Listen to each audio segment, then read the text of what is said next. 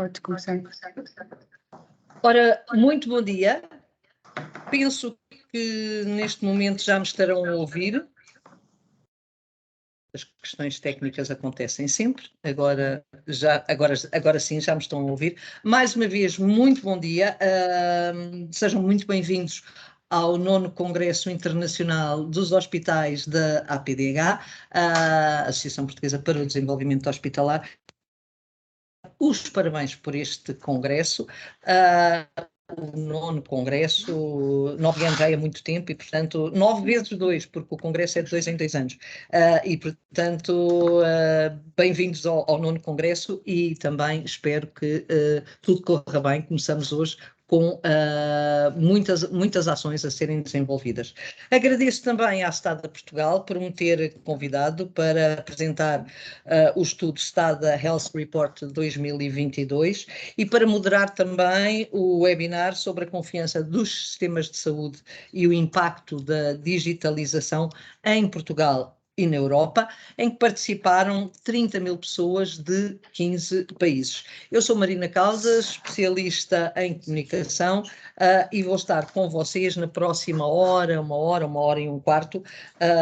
Após a apresentação do estudo, vão se juntar a nós a doutora Rosário Sittima, que é Business Development Manager e Hospital Business Manager da STADA Portugal. Seja muito bem-vinda, doutora, e também o doutor Manuel Delgado, administrador hospitalar, ex-secretário de Estado e também consultor da IASISTA, a quem eu dou também as boas-vindas. E agora sim, vamos conhecer o estudo da STADA.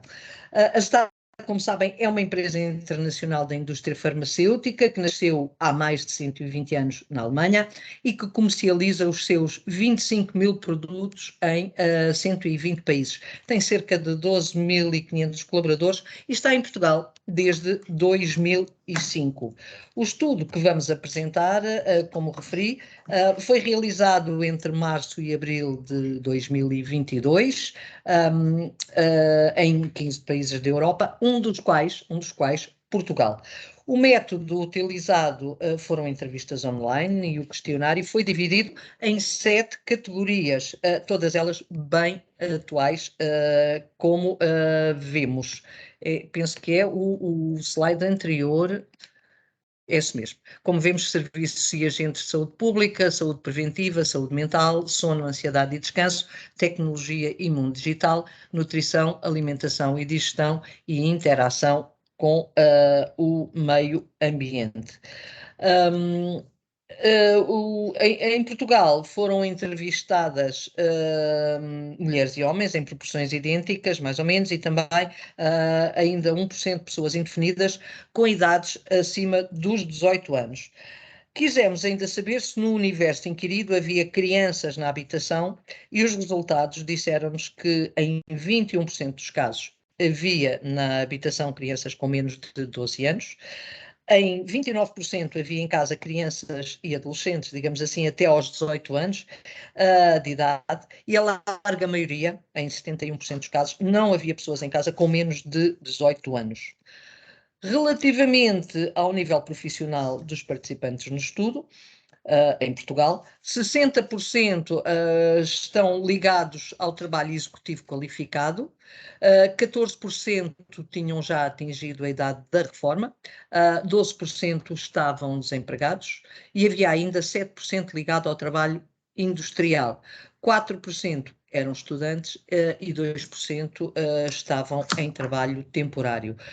Relativamente ao setor onde trabalhavam, apresentam áreas diversificadas e atenção que os 7% de pessoas ligadas ao setor da saúde são do setor administrativo, entre outros. Mas não são profissionais de saúde propriamente ditos, ligados à área médica, à área de enfermagem ou farmacêutica. Estas pessoas, aliás, vivem maioritariamente em cidades ou em regiões suburbanas, com apenas 15% das pessoas a habitar a zona rural e sobre a realidade económica em que vivem, podemos dizer que a percentagem pende em 50% para viverem uma vida confortável e boa, né, e com conforto, e os restantes 50% está a passar por problemas económicos delicados ou mesmo difíceis.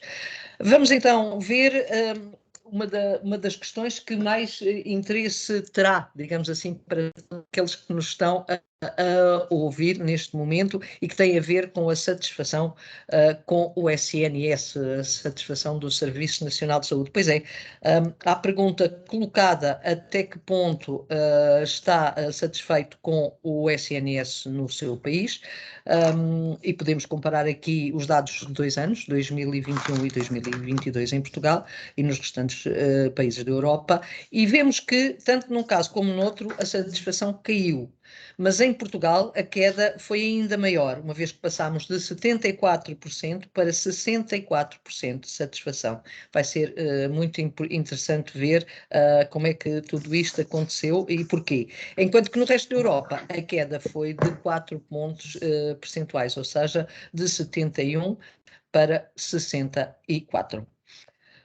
Relativamente ao grau de satisfação, entre muito satisfeito e muito insatisfeito, os dados deixam-nos perceber que 9% estão muito insatisfeitos, quer em Portugal, quer no resto dos países europeus que participaram no estudo, que os insatisfeitos são em maior percentagem em Portugal, ou seja, 26% contra 23%, que os satisfeitos em Portugal superam os dos restantes países participantes, ou seja, 53 contra 48, e que os muito satisfeitos são em maior percentagem na Europa do que em Portugal, ou seja, uma diferença de 4 pontos percentuais. Vamos agora ver a confiança dos profissionais de saúde, se tem diminuído ou não, e já ficamos a saber que sim, tem diminuído, mas mesmo assim é comparativamente elevada. Perante a pergunta em quem é que os portugueses confiam em assuntos relacionados com a saúde, os portugueses continuam a acreditar nos investigadores, nos médicos, nos epidemiologistas e também nos farmacêuticos, em valores que variam entre os 77%, 74%, 69% e 62%, respectivamente. Mas atenção, em todos estes casos, os dados baixaram significativamente relativamente aos médicos e aos farmacêuticos ao ano de 2021, tendo-se mantido inalterável em relação aos investigadores. Os epidemiologistas não tinham sido avaliados no ano anterior, portanto não temos aqui termo de comparação.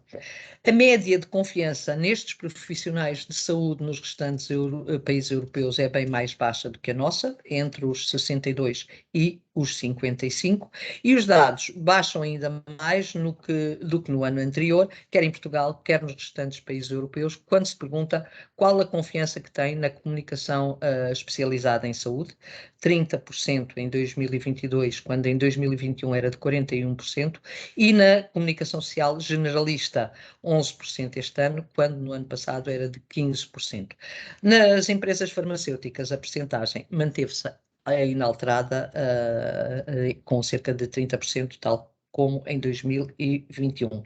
Em pior estado está a confiança nos políticos e nos influencers em saúde, apesar de, em ambos os casos, essa confiança ter subido entre 2 e 4 pontos relativamente ao ano anterior, com os influencers do setor a ganharem uma marca interessante, e é necessário termos isto em atenção posteriormente.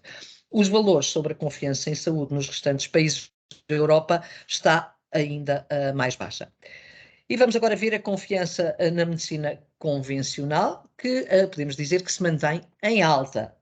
Os portugueses, quando questionados sobre a confiança na medicina convencional, não têm dúvidas. Cerca de 63% confia na medicina convencional, mas destes, 37% também procuram obter informação sobre outros tópicos da internet. E há ainda 37% que está receptivo a medicinas alternativas. No nosso país, apenas 3% não acredita na medicina convencional, percentagem que sobe para os 6%, digamos assim, nos restantes países da Europa. Os restantes índices europeus estão em sintonia com o sentir português sobre este assunto. Podemos passar ao tema seguinte. será que os portugueses estão ou não receptivos ao tratamento remoto? E podemos dizer que estão bastante receptivos. Perante a pergunta, consegue imaginar ser tratado pelo seu médico via webcam ou internet em casos de doença aguda ou secundária? Portugal foi o país onde 86% disse que sim, à frente de outros estados como a Roménia, a Espanha, o Cazaquistão e o Reino Unido. E mais, 6 em cada 10 portugueses com mais de 70 anos diz estar disponível para esta prática digital. Um valor que é também alto nas outras idades e onde há a percepção em muitos dos entrevistados que esta medida era boa, uma vez que faria com que poupassem em viagens e tempos de espera. O resto dos europeus não estão tão receptivos quanto nós. Vamos passar agora à questão do folheto informativo eletrónico do medicamento, uma iniciativa que também é apoiada bastante pelos portugueses. Cerca de 90%, um dado mesmo interessante, 90% dos portugueses vê com bons olhos a implementação da iniciativa do folheto informativo eletrónico do medicamento, um valor impressionante se pensarmos que a média da União Europeia é de 79%. Numa altura em que as autoridades europeias estão a ponderar a disponibilização de folhetos informativos eletrónicos dos medicamentos, os países europeus estão disponíveis para aderir a esta medida, com Portugal e a Roménia a liderarem o grupo apresentado. E vamos agora conhecer então as razões para esta atitude. Aí está. 44% diz que é por ser mais prático, enquanto 41% fala em menos desperdício. Há ainda 36% que refere à acessibilidade e 22% diz que a leitura fica facilitada desta forma. Para 14%, refere que a combinação com a versão em papel como sendo uma boa atitude. Vimos há pouco que as pessoas com mais de 70 anos estavam muito receptivas ao tratamento remoto, portanto, mas a verdade é que perante a mudança para o folheto informativo eletrónico, a reação não segue o mesmo caminho, principalmente quando a questão colocada é a da adoção exclusivamente eletrónica. Reparem na barra azul, clara, azul clarinha, e percebem que a ideia não ganha adeptos nos séniores com mais de 70 anos. Vamos passar para a questão que diz respeito à utilização de aplicações de saúde, portanto, a utilização em aplicações de saúde são ainda uma estratégia a explorar em Portugal e na Europa, e vamos ver como reagem os europeus, entre os quais os portugueses, relativamente à utilização de aplicações na saúde. Neste campo, parece que há ainda muito trabalho a fazer, pois 4 em cada 10 portugueses não utiliza nenhuma aplicação em saúde, um indicador que está alinhado com o que se passa no resto da Europa. Agora sim, vamos ver quem utiliza as definidas, quem utiliza e que já tem definidas as razões para tal, quer seja no nosso país, quer seja na União Europeia. Passamos ao slide seguinte, por favor. Anterior é o 25, se não se importa. É para trás ainda, peço desculpa, houve aqui, como nós estamos a fazer isto em dualidades, aqui está bem. Portanto, dizia eu que quem utiliza tem já definidas as razões para tal, quer seja no nosso país, quer seja na União Europeia. E, portanto, para monitorizar o bem-estar, o stress e o humor, 25% dos inquiridos em Portugal disseram que gostavam de ter aplicações, enquanto 17% para esta prática na Europa. Para fazer uma alimentação mais saudável, 20% dos inquiridos em Portugal e temos 19% na Europa, um valor que está mais ou menos adequado. Para partilhar informação com o médico, com o respectivo médico, 19% utilizam esta aplicação e 12% nos restantes países europeus. Para receber alertas importantes, em Portugal a média é 18% e na Europa de 13%. Para monitorizar a qualidade do sono, 16% em Portugal e aqui sobe na Europa, 17%, e ultrapassa Portugal o resto da Europa. O facto de não utilizar aplicações em saúde e ou atividade, o número em Portugal é de 36%, e bem como também o mesmo valor no resto da Europa, é isso.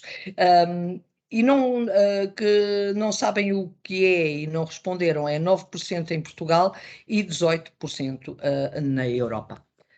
Vamos agora passar a uma outra questão deste estudo da STADA, a consciencialização relativamente à saúde, que aumentou esta consciencialização, bem como a implementação de novos hábitos.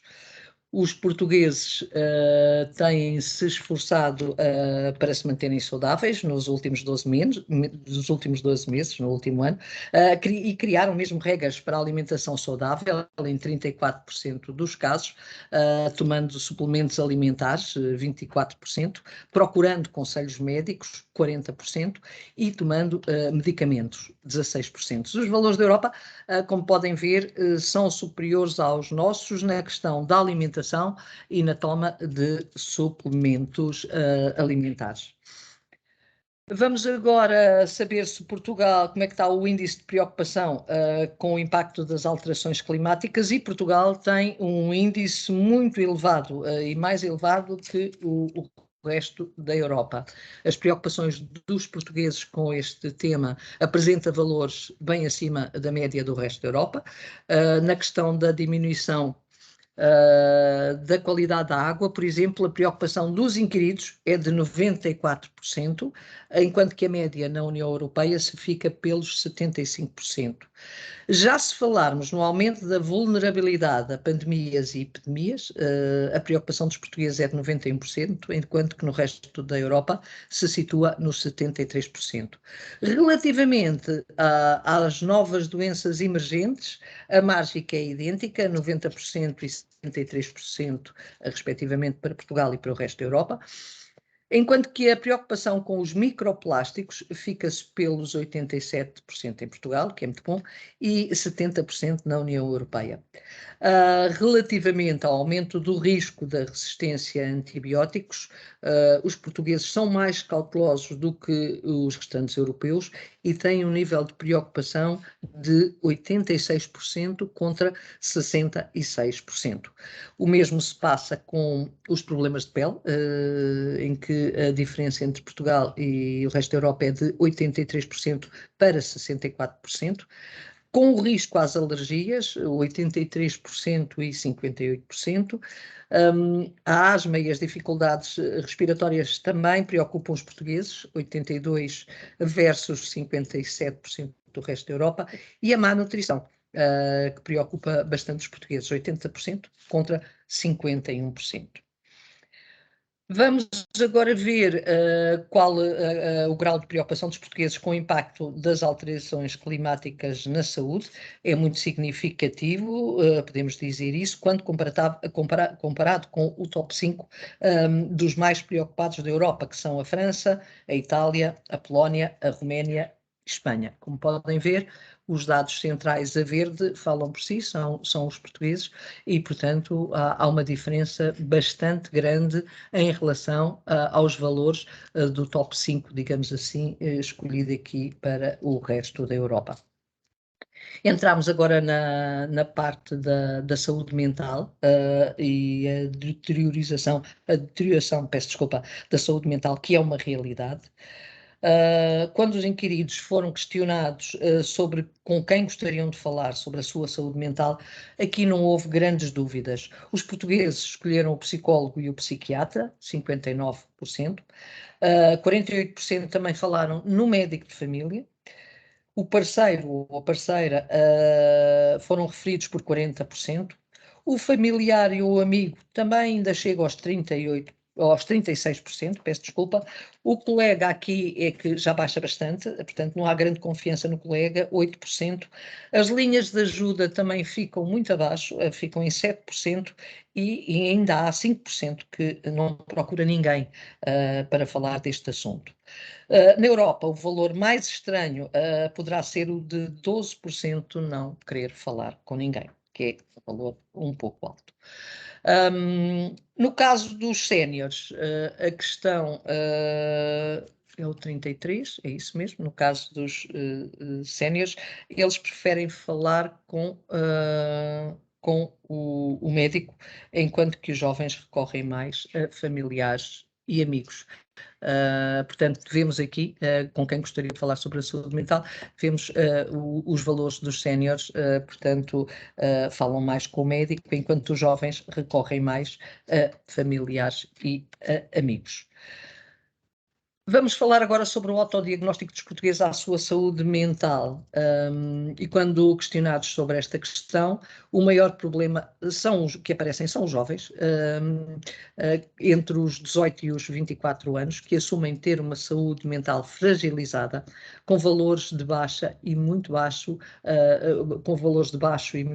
situados nos 23%. No mesmo sentido, os jovens da República Checa, Polónia, Portugal e um outro país, que eu não sei qual é, penso que é Espanha, são os que assumem o problema ao nível da saúde mental, com valores situados entre os 33% e os 36%, enquanto a média se fica nos 57%. Por outro lado, e este dado também é interessante até para o debate a posteriori, 7 em cada 10 jovens já teve uma experiência de burnout. No mesmo sentido, e quando questionados se alguma vez tinham estado perto de uma experiência de burnout, 40% dos jovens portugueses entre os 14 e os 24 anos pensa já ter passado pela experiência ou estar perto disso. E pronto, este é o estudo da STADA. Muito obrigada à STADA por nos dar estas informações que eu penso que são muito interessantes. E eu chamava agora o Dr. Manuel Delgado e a Dra. Rosário para nos acompanharem nas questões. Penso que o Dr. Manuel Delgado já o estou a ver, a Dra. Rosário também. Sejam muito bem-vindos e muito obrigada por nos terem acompanhado e por estarem connosco agora nesta parte do debate. E eu começava pela doutora Rosário, a primeira questão. Doutora Rosário, quais foram as razões para este estudo? Eu sei que ele já se realiza através da STADA há vários anos. Portugal juntou-se, segundo sei, ano passado a este estudo. Quais as razões para levarem a cabo este estudo? Qual a importância do mesmo? Quer para vocês, propriamente, para a empresa, quer também para a saúde dos portugueses, que também é importante.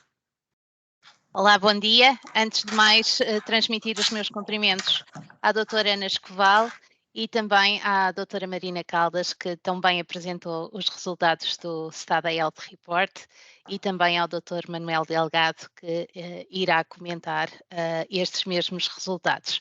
Agradeço em nome pessoal e em nome da STADA Portugal a oportunidade de apresentarmos os resultados do STADA Health Report e respondendo à sua questão, Marina, de facto, este estudo iniciou na Alemanha em 2018. Foi um estudo que iniciou inicialmente dirigido à Alemanha para avaliar a literacia em saúde no país e que, ao longo dos anos, foi evoluindo.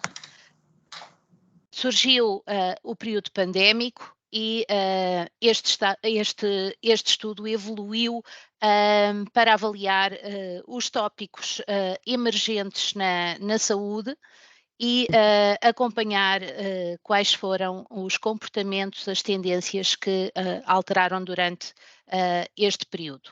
A STADA é um laboratório que valoriza estar próximo dos seus utentes, também ir de encontro às expectativas dos stakeholders e, como tal, este estudo faz todo o sentido dentro da nossa companhia e reforça, inclusivamente, o nosso espírito de missão, que é o Caring for People's Health as a Trusted Partner.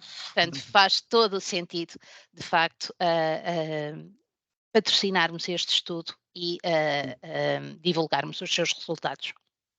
Relativamente a Portugal e à saúde dos portugueses, doutora Rosário, houve alguma coisa que a surpreendeu de facto neste estudo ou os dados aqui apresentados faziam parte já das vossas ideias na STADA relativamente à saúde dos portugueses e aos dados que foram analisados, logicamente? Sim, todos nós, obviamente, teremos ideias sobre o que é que alterou nos nossos comportamentos e também aquilo que nos preocupa, mas de facto é interessante ver estes resultados e sim, ficamos surpreendidos pela positiva com a aceitação que a população mais idosa demonstra pelo ter acessibilidade a um modo de tratamento de forma remota. Isto foi algo que nos impressionou e principalmente quando comparado com o resto da Europa. Também a disponibilidade dos grupos etários mais jovens para acederem aos folhetos informativos dos medicamentos por via eletrónica, um comportamento que nos deixa bastante entusiasmados porque, de facto, há aqui uma preocupação com a sustentabilidade. E depois algo mais preocupante que tem que ver com o autodiagnóstico e a saúde mental, principalmente nos grupos etários mais jovens, que acho que é um dado que nos deve alertar e preocupar a todos. Ainda lhe vou colocar outra questão antes de passar ao Dr. Delgado, que tem a ver com a questão, disse há pouco que um dos objetivos da STADA era ver a literacia em saúde, digamos assim, e perceber a literacia em saúde dos europeus. Portugal até não me parece muito mal comparativamente com os restantes países da Europa nesta questão. Verdade ou mentira? Tem essa noção? De facto, os resultados do estudo demonstram isso mesmo e parece que de facto, houve aqui comportamentos, atitudes, há aqui comportamentos emergentes e novos tópicos que surgem na área da saúde e temos aqui dados animadores relativamente a Portugal nesse âmbito, sim. Nem tudo está mal. Doutor Manuel Delgado, nem tudo está mal em Portugal, não é? Quer dizer, há aqui coisas boas. Bem-vindo também. Qual é a opinião que o senhor teve relativamente a este estudo da STADA? Quais foram as surpresas que ficaram mais latentes para o senhor? E de que maneira é que isto pode ser importante para avaliarmos a saúde dos portugueses? Muito bom dia a todos. Eu gostava de começar por cumprimentar a APDH por mais este congresso. A Marina já chamou a atenção que era em 18 anos 9 congressos e, portanto, há uma persistência, uma capacidade de manter a chama elevada em relação aos hospitais e eu acho isso muito importante. Queria cumprimentar também a doutora Marina Caldas, como sempre uma excelente pivô, uma excelente moderadora de debates e de discussões sobre saúde, que nos habituou sempre à sua capacidade de análise, à sua perspicácia e também evitando sempre que possível o confronto mais aceso entre as partes. Mas isso é importante. Depois, porque isso trava um pouco a tentativa muitas vezes que aparece na área da saúde, que é de estarem uns contra os outros e não terem nenhuma capacidade de evoluir as coisas de forma, eu diria, estruturada ao longo de muitos anos. Não se consegue. Bom, lá estou eu nas minhas lamentações. Um abraço particularmente grande à STADA e à doutora Rosário Sittema pela iniciativa. Eu não posso deixar de considerar que este estudo, independentemente das questões técnicas que eu irei abordar, representa uma evolução muito grande da indústria farmacêutica quanto à atenção que presta à comunidade que serve. Muitas vezes a indústria é vista como um setor com lucros muito elevados, mas nunca é equacionada a sua dimensão social e a sua responsabilidade social. E neste caso, doutora Rosário, os meus parabéns pela vossa capacidade de evoluir, que não é só apanágio vosso, outras indústrias fazem o mesmo, mas vocês foram talvez um pouco mais além com este estudo, com este fogo, com esta capacidade de reunir 30 mil inquiridos em 15 países. Eu acho isto muito positivo. Bom, e passaria, de facto, à apreciação geral, se a Marina me permite, de alguns pontos, alguns deles já focados por vós, mas que eu gostaria de salientar. Primeiro, dizer-vos que este estudo mostra uma grande atualidade em algumas dimensões, e eu cito a primeira delas, e talvez a mais importante, na relação dos cidadãos com as ferramentas digitais na área da saúde. Aqui, como irei depois mostrar mais à frente, há de facto boas surpresas e resultados que são, como diziam há pouco, muito animadores. Bom, mas eu gostava de começar pelas questões metodológicas do estudo. Em primeiro lugar, tenho uma dúvida, que é uma dúvida que resulta da diversidade de sistemas de saúde que temos, não é? Quando o estudo fala que os portugueses estão satisfeitos ou não estão com o SNS, do lado dos outros países, alguns têm sistemas parecidos connosco, em que o SNS é dominante, mas há outros países que não têm. E, quando se faz a pergunta, eu gostava de saber qual foi a pergunta feita na Alemanha, por exemplo. A Alemanha não tem o SNS, a Alemanha tem um conjunto de caixas de formas de seguro e depois tem prestadores e autónomos, independentes da indústria seguradora. E, portanto, Dr. Delgado, isso leva a uma diferença pode levar. Por exemplo, imaginem que em Portugal a pergunta não era sobre o SNS, mas era sobre o sistema de saúde. Pois. Ao fazer pergunta geral sobre o sistema de saúde, as respostas podiam ser muito diferentes daquelas que temos quando ficamos no SNS. Bom, segunda dúvida. E esta talvez... Essas dúvidas são para a doutora Rosário responder depois. Para a doutora Rosário responder, se souber e se quiser, não tem que responder, obviamente. Segunda dúvida. A amostra portuguesa tem 60% de inquiridos como trabalhadores executivos qualificados. Começando logo pelo princípio, este conceito não é habitualmente utilizado nas nossas estatísticas sociodemográficas. Este conceito em Portugal não existe como, eu diria, como padrão de referência para classificar os portugueses. Eu percebo o que ele quer dizer.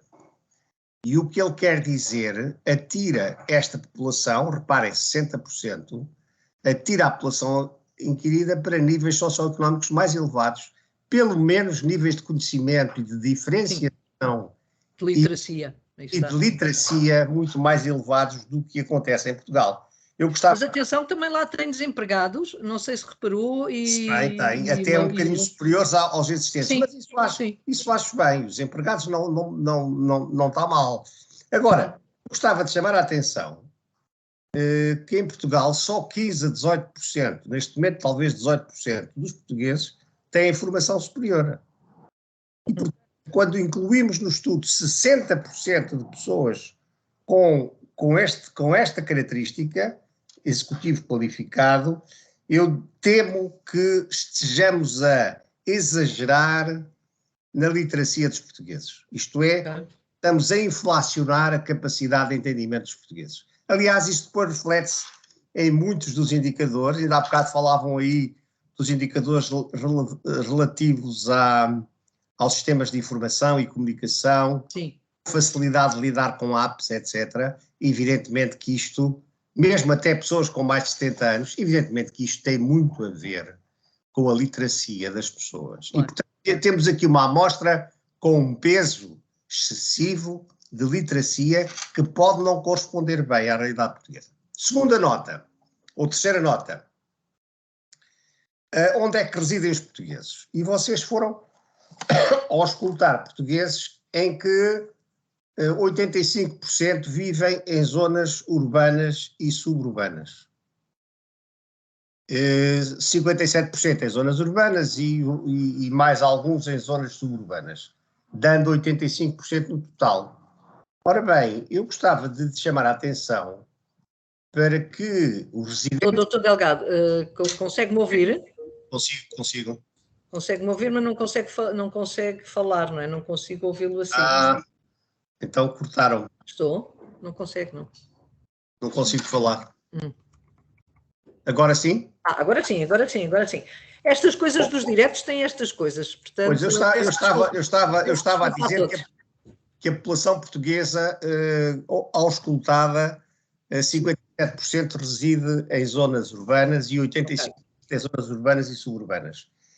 Reparem, fica pouco espaço para residentes em zonas rurais. 15%, é 15%, penso. Ora bem, e em Portugal, os residentes em áreas rurais são cerca de 27%. Ok. E aqui estamos a desvalorizar a ruralidade, o que também favorece a componente da literacia, a disponibilidade para utilizar apps, a disponibilidade para ter consultas em remoto, etc. Depois, para finalizar esta parte metodológica, a situação económica dos portugueses é caracterizada entre confortável e delicada.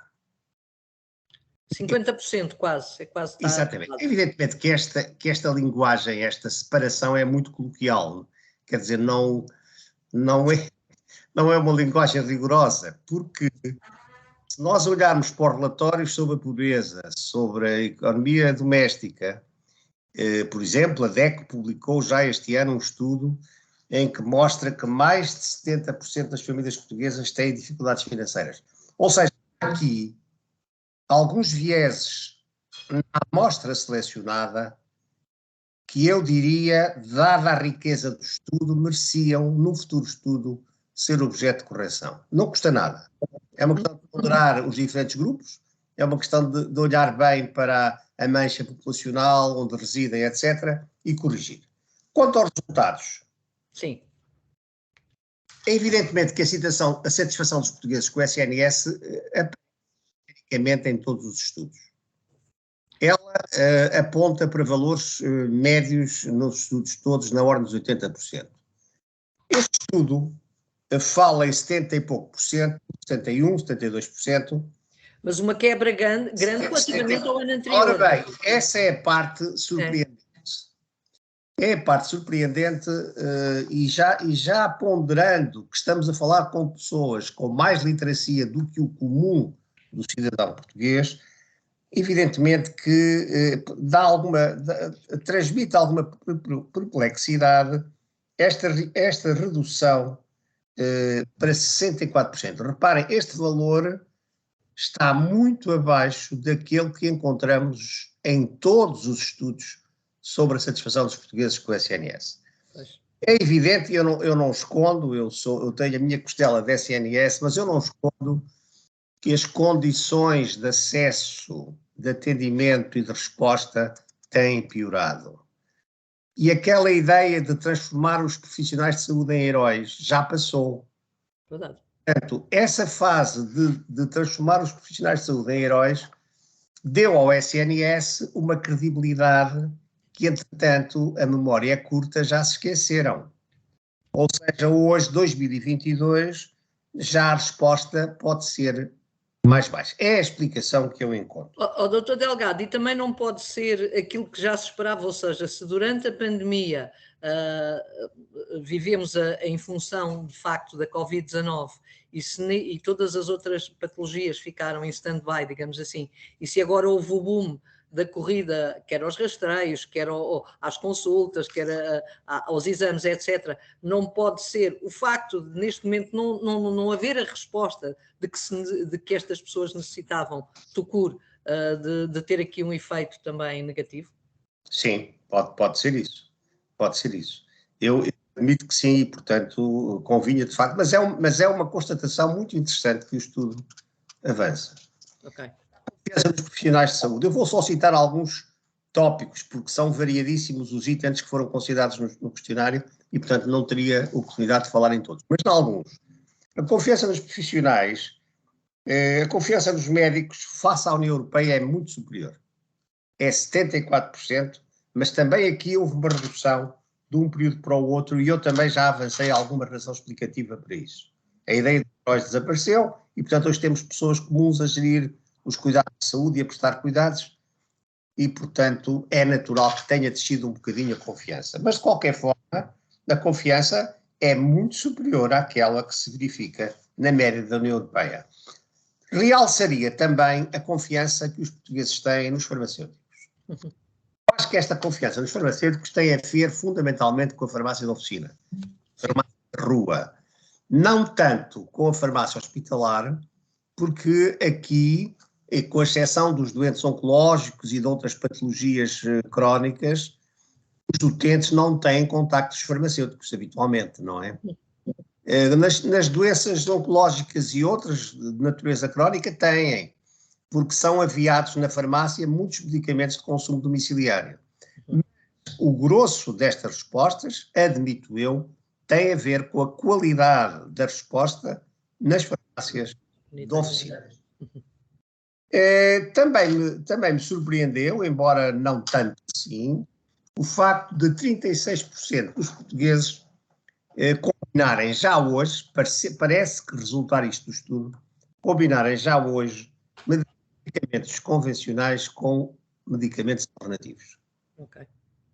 Embora, reparem, abaixo da União Europeia, que Sim. tem 1%. Eu estou convencido que a maior parte dos países europeus, nesta matéria, tem um nível de abertura, os cidadãos têm um nível de abertura a medicinas alternativas superior a Portugal. É verdade.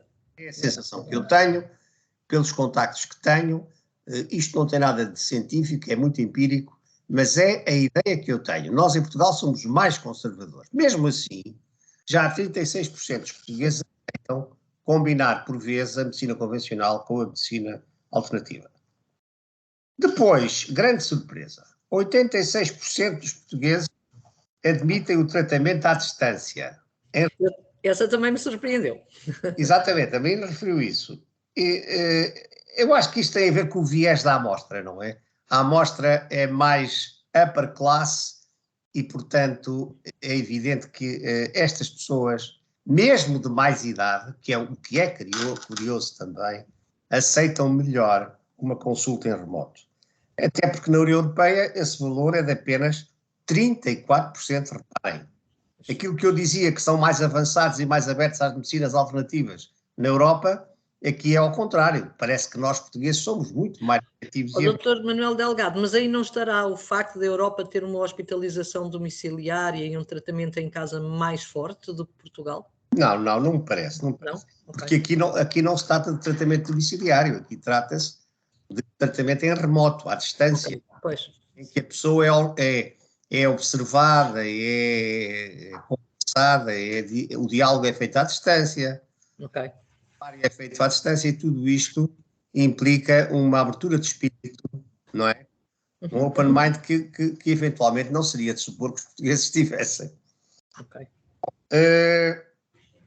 Pois, também me surpreendeu que as 4 a 11% dos portugueses, os 4 a 11 têm a ver com as faixas etárias, considerem muito importante a interação com o médico face to face. Aliás, confirma a conclusão anterior, ou seja, quando eu estava à espera, os portugueses em grande número acham que o contacto físico com o médico era importante, estes números mostram que só 4 a 11% dos cidadãos inquiridos consideram esse face to face indispensável. Pois. Eu acho que os portugueses estão no caminho certo, porque eu acho que muita da medicina e da prática clínica, que não é só feita por médicos, deve realmente passar a ser menos de presença física e mais de telefone, internet, streaming, etc. Também é positivo que 1/4 da população portuguesa inquirida utilize apps para monitorizar o seu bem-estar, o que é muito elevado também no contexto europeu. Lá está, mais uma vez, talvez enviesado pela amostra, porque eu também não sei, a senhora se calhar saberá, como é que foi constituída a amostra dos outros países, se tem a mesma proporcionalidade de pessoas de classe média, classe alta, instruídas do que nos outros países. Sim, em termos de amostras, é parecida. Os outros países têm amostras semelhantes a Portugal, sim. Pois, sim. Ora bem, 20% dos portugueses utilizam apps para a alimentação saudável, o que também é surpreendente. Eu, por exemplo, não utilizo apps. Eu ia lhe perguntar isso, que apps é que o senhor utiliza? Eu não utilizo apps para a alimentação saudável, embora sem querer tenha uma app no meu telemóvel que é um coração vermelho e que dá quantos passos é que eu dou por dia. Por exemplo, pois. E diz o ritmo cardíaco desses passos. O que é bom. Durante a semana deu menos ou deu mais passos. E isso faz bem, porque andar é muito importante na minha idade e, portanto, até evito engordar. Mas a app de alimentação saudável não tenho. Eu tenho apps de alimentação não saudável. A partir de agora vai passar a ter, vai ver. São restaurantes onde a comida é boa e tenho... isso estraga tudo. Bom, outra surpresa. Os portugueses são os que mais se preocupam com as alterações climáticas. Essa também me surpreendeu. Reparem, eu estive a analisar, e isto é curioso, eu estive a analisar as respostas em Portugal com Espanha, que é aqui ao lado, e tem uma cultura parecida connosco, países latinos. Por exemplo, em relação às pandemias, as preocupações em Portugal são 91% e em Espanha são 80%. Por exemplo, e esta que eu vou dar agora é muito importante, a resistência a antibióticos, 85% em Portugal e 67% em Espanha, de preocupações. A asma e doenças respiratórias, 82% em Portugal, 62% apenas em Espanha. E em relação às doenças emergentes, 90% em Portugal e apenas 78% em Espanha. Ou seja, os nossos níveis de preocupação, pelo menos da população que foi ouvida, são muito superiores aos níveis de preocupação e de consciencialização que têm os espanhóis. Isto tem a ver com várias coisas. Informação, literacia, com certeza, mas também tem a ver com o perfil de comportamento e de estilo de vida dos portugueses face aos espanhóis. Os espanhóis são muito mais despreocupados. E nós muito mais envolvidos e muito mais preocupados em todos os aspectos da nossa vida do que eles. É o fado, doutor, é o fado. É o fado, que não deixa de ser curioso.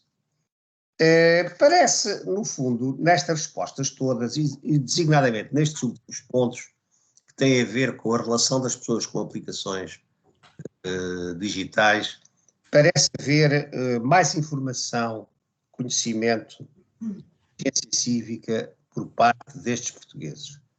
Repito, esta é a minha grande dúvida. Okay.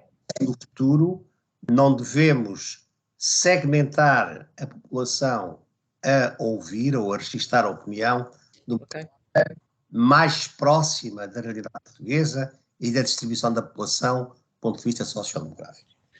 Já, este estudo tem características, tem até a oportunidade única, que eu penso que é a primeira vez que nós vemos estudos em que os aspectos de literacia e de aproximação ao digital é mais fundamentado e mais rigoroso. Gosto dessa componente. As ideias são boas, o objetivo é louvável, as preocupações desta companhia parecem-me transcenderem muito a visão que nós temos da indústria farmacêutica e é positivo, e parabéns por esta iniciativa, sugerindo então algumas correções em estudos futuros.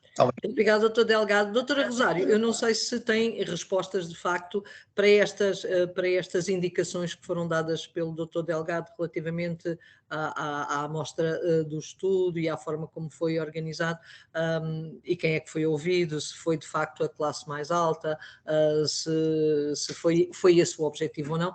Portanto, dou-lhe a palavra agora para poder, caso queira, responder. Em primeiro lugar, agradecer os comentários positivos em relação a este estudo. Em relação à primeira questão colocada pelo Dr. Manuel Delgado, relativamente aos sistemas de saúde A pergunta feita às várias populações dos vários países inquiridos foi relativamente ao sistema de saúde público. Sabemos que existem, de facto, diferenças entre os vários países, mas as pessoas de cada um dos países responderam relativamente ao seu sistema de público de saúde. Sim. Relativamente à amostra, eventualmente pela forma como os inquéritos foram feitos, termos tido estes resultados. No entanto, estas pessoas têm as várias faixas etárias e não podemos esquecer que quando falamos de uma faixa etária de 30 ou de 40 ou de 50 ou de 60 anos, estas pessoas têm também jovens a residirem consigo e respondem também por eles e, obviamente, os seus ascendentes de faixas etárias mais avançadas e não deixam de ter também este conhecimento transversal e as suas respostas refletirem também os constrangimentos e as preocupações de todo o seu agregado familiar.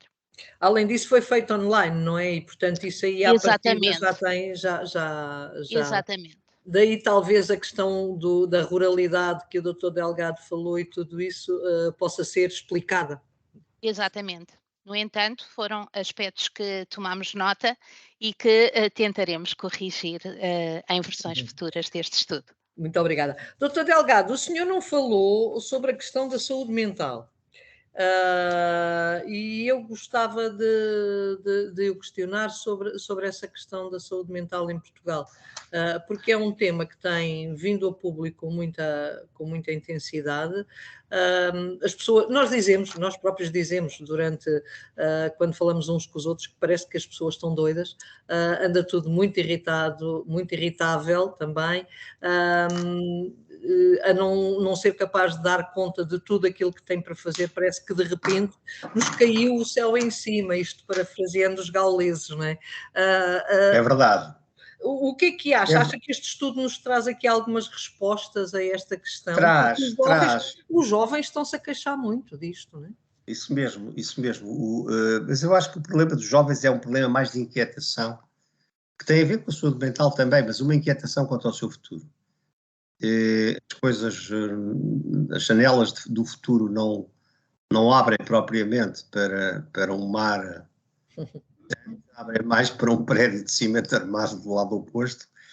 De facto, isso é um problema, não é? E os jovens sentem muito isto. Agora, o que mais me surpreendeu na parte da saúde mental é que são os jovens que têm mais preocupações de saúde mental e têm o horizonte mais pessimista. Os mais idosos têm uma perspectiva muito mais otimista sobre a sua saúde mental. O que não deixa de ser aparentemente contraditório, mas provavelmente radica justamente nisto que eu estou a dizer. Os jovens, quando abrem a janela, veem cimento armado, veem o vizinho do outro lado, não conseguem ver o mar. E os idosos, até pela idade, pela vida que já passaram, pelas experiências boas e más que tiveram, têm um percurso de vida que lhes deu endurance, que lhes deu resistência e têm uma resiliência curiosamente superior em relação a isso.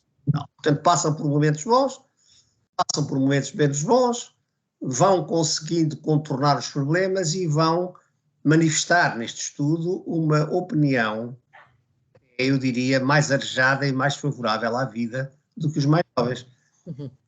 Isto de facto é impressionante e o resultado deste estudo neste ponto é bastante interessante para estudos futuros sobre saúde mental. E esta questão vou colocá-la também à doutora Rosário, ou seja, vocês têm aqui este estudo, agora com dados portugueses e de outros países da Europa, o que é que a Estado tenciona fazer com este estudo? Que ganhos é que tem com o estudo para vocês e também para a própria saúde dos portugueses? Isto vai-lhes dar aqui algum pano para algumas mangas que vocês querem abranger ou não?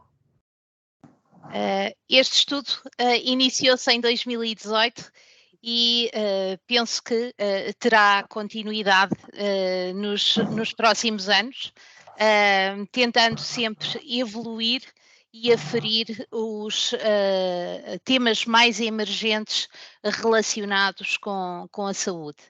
É de facto interessante se olharmos aos estudos anteriores, se olharmos àquilo que foram as avaliações dadas pelos inquiridos em anos anteriores e as transformações que temos num período pós-pandémico, onde temos de facto aqui alguns comportamentos, algumas atitudes da população que alterou e que aparecem aqui os resultados refletidos. Portanto, em termos de ganhos, penso que é muito bom podermos traduzir em resultados e conseguirmos demonstrar não só através das nossas opiniões ou através daquilo que achamos que são as tendências, mas conseguirmos demonstrar através de números quais são estas alterações, quais são estas preocupações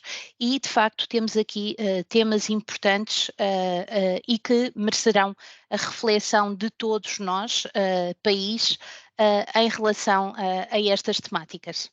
Eu vou voltar à questão do SNS, Dr. Delgado, porque acho que ainda não dissemos tudo. Os portugueses, portanto, não estão, de facto, satisfeitos com o Serviço Nacional de Saúde que têm, que lhes estamos a dar.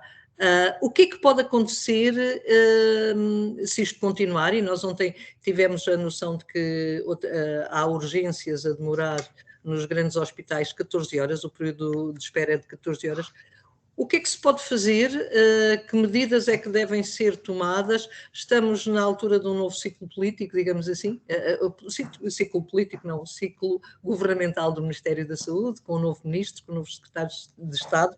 Que medidas é que podem ser tomadas para que, de facto, a confiança no SNS seja restaurada? Bom, essa pergunta... É de $1 milhão, eu sei. Exatamente, essa pergunta é mais difícil de responder.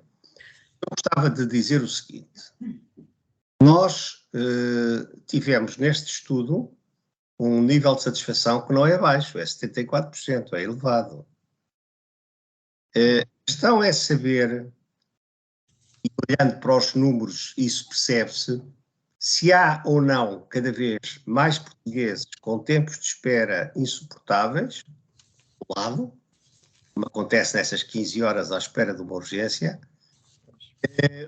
e se o número de portugueses que transita do SNS para os hospitais privados e para as consultas privadas e exames privados tem aumentado. Ora bem, acho que a preocupação que a Marina manifesta de podermos ter aqui um desvirtuamento, eu diria, grave deste acesso universal a cuidados de saúde, isso pode acontecer.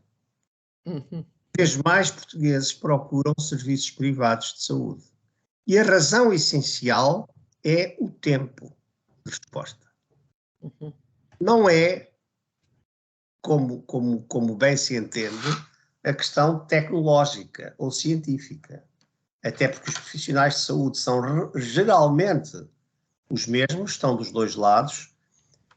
Claro que há uma vantagem do setor privado em inovação de edifícios e inovação de respostas ao nível hoteleiro, mas não é nem por medicamentos, nem por tecnologia que as pessoas transitam para o setor privado. Transitam pela rapidez que têm na resposta. E isto tem-se acelerado. Eu estou a fazer um estudo agora, o nível de despesa out of pocket dos cidadãos portugueses, desde 2009 até agora, aumentou 33% em hospitalização privada. Reparem. O que é brutal.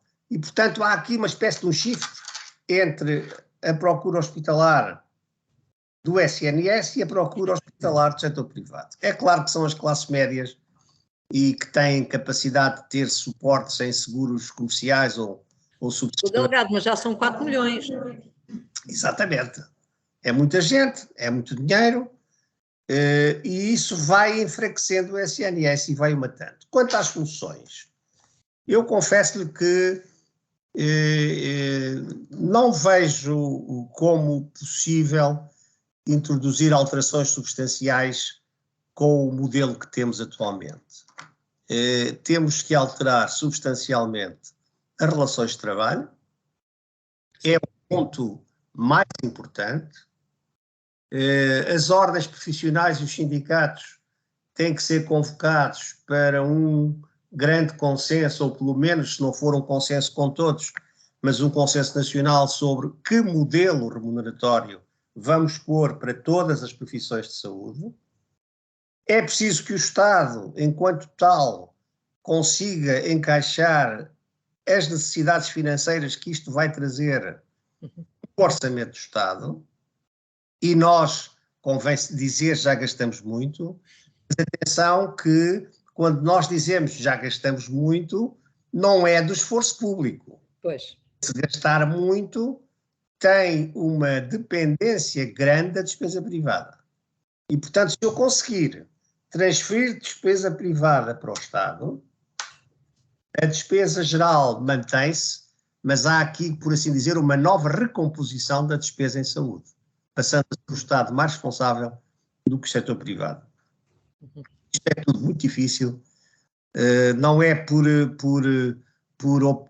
decisões de natureza operacional que vamos encontrar grandes soluções. Por exemplo, quando se olha para as urgências e diz que o Porto fez uma grande coisa, foi mudar especialidades de urgência e diminuiu a confusão das urgências. Não é verdade. Ou melhor, só em parte é verdade. Ontem, Penafiel estava com centenas de casos com horas de espera de 5, 7, 12 horas, o Hospital de São João a mesma coisa, etc. Portanto, não vejo, sinceramente, com o modelo atual, independentemente das pessoas que estão à frente e os protagonistas que estão à frente, e que eu estimo muito, e tenho neles absoluta confiança técnica, designadamente no professor Fernando Araújo, não é só assim que a saúde se modifica. Aliás, este problema das urgências até começou este ano mais cedo do que em anos anteriores, não é? Verdade. O tempo ainda não está assim tão mau e já temos as urgências a arrebentar pelas costuras. Portanto, tudo isto são fenómenos que nos mostram que a saúde não está bem organizada. Sobretudo isso. Não estamos a tocar nos aspectos essenciais. A razão que dá é que sucessivos governos têm medo de mexer nas questões que doem. Que doem a quem? Aos protagonistas. Muito obrigada. Doutora Rosário, para finalizar, eu sei que a senhora também está ligada aos hospitais, uma das suas competências, digamos assim, é na área hospitalar. Como é que vê os hospitais hoje em dia e que medidas é que eram importantes, digamos assim, serem tomadas nos hospitais nacionais? E estou a falar quer nos públicos, quer nos privados. Como é que olha para a função que estão a exercer e o apoio que dão aos portugueses? Eu penso que os hospitais portugueses têm sofrido ao longo dos anos, obviamente, processos de evolução grandes. É lamentável que ainda estejam aquém das necessidades, mas penso que é algo não só um problema de Portugal, mas que é transversal também aos outros países. De facto, estamos a viver aqui um período pós-pandémico e eventualmente estes casos de procura exagerada aos serviços de urgência que causam estes problemas de tempos de espera prolongados, talvez se devam também à falta de acompanhamento que as doenças crónicas tiveram durante este próprio período pandémico e que podem, de facto, ter aqui alguma influência. Relativamente à organização, penso que o Dr. Manuel Delgado tocou no ponto. Se calhar é melhor organizarmos melhor os nossos recursos. Todos os países vivem com recursos limitados e, de facto, se calhar parte da resolução estará no modelo de organização a seguir. Muito obrigada, doutora Rosário, agradeço imenso a sua presença, assim como o doutor Manuel Delgado, foi um gosto estar com vocês nesta hora, foi também um gosto estar com cerca de 70, acima de 75 pessoas, portanto, muito obrigada pela preferência, digamos assim, e continuo ligado ao 9º Congresso da APDH, porque vem aí mais novidades. Muito obrigada a todos, uma boa tarde para vocês e continuações de um bom dia. Bom dia. Obrigada, um bom dia. Doutora Marina. Bom dia. Muito obrigado.